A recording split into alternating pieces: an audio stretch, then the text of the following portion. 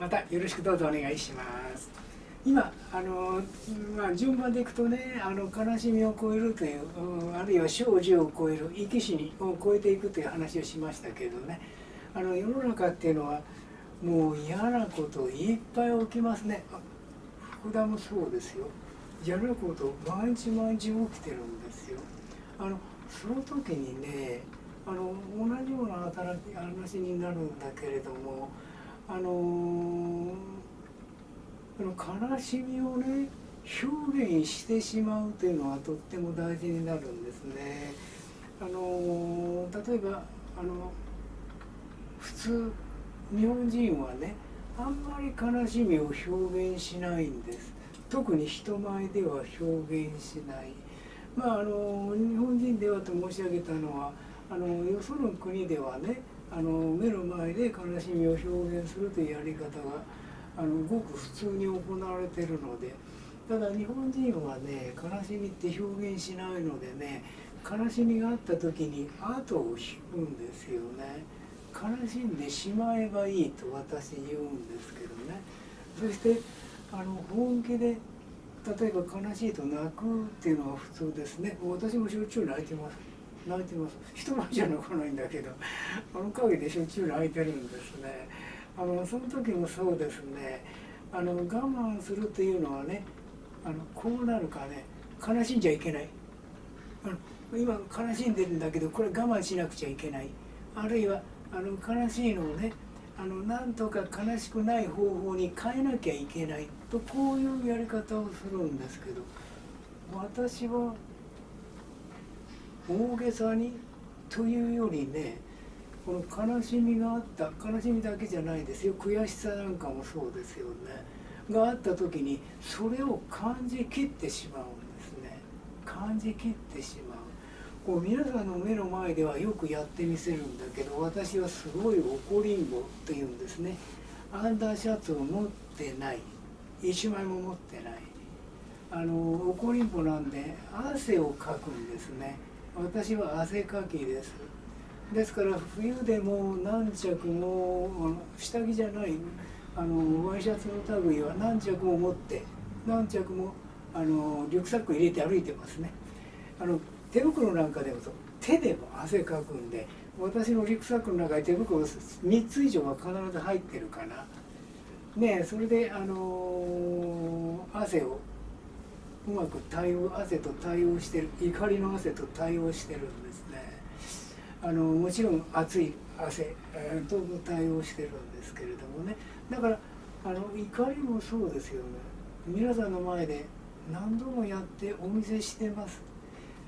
ケイシーが言ってる、これも何度もお話しています。関節炎は全部怒りとストレスの抑圧です。私が関節炎がないのは怒りとストレスを抑圧しないから。それでもう一言、あってもその怒りとストレス、要するにストレスをそのまま感じてしまってるんですね。で感じたらおしまいかな。なぜかというとね、感じきるから。怒りがある時に怒りを感じきるから。でこれも直すっていうかね、感じきるっていうのをね、日本語で言うとうんと簡単。何度も言ってるの。それはうまくいけさん、うまくいかなくてムカムカムカムカしてもう嫌だちゃっちゃって言うと、ほらご破算で願いましては新品になったよ。で新しく目的をはっきりさせてやればいいじゃないというやり方するんです。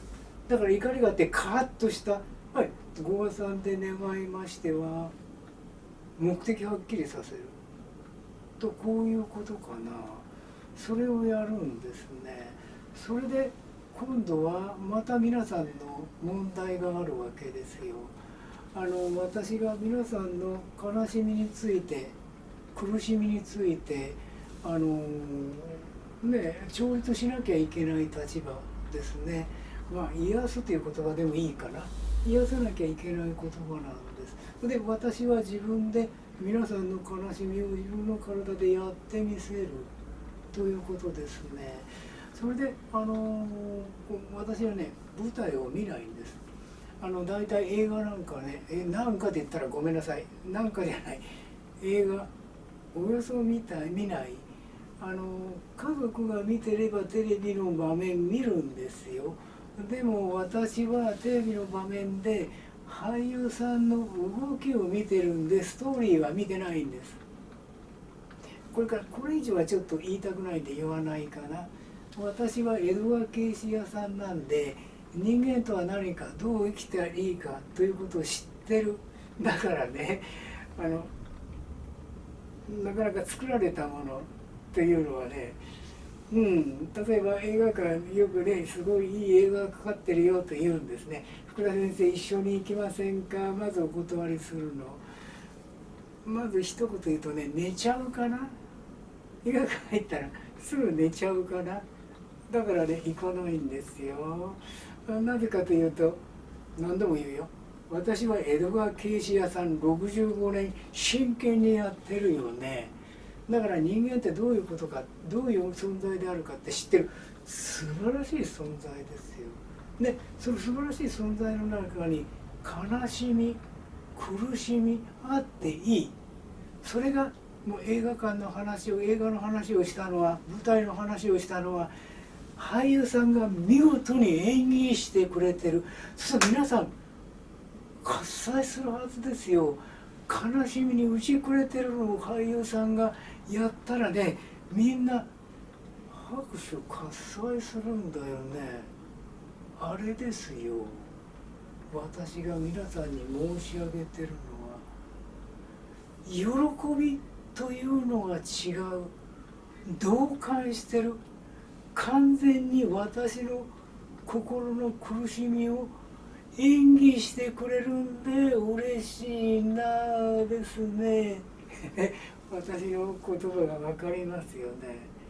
嫌なことを聞いた時、初めての方が嫌なこと言ったら、悲しいですね、もう本当に怒りを感じますねって、こういう表現するんですよ、当然。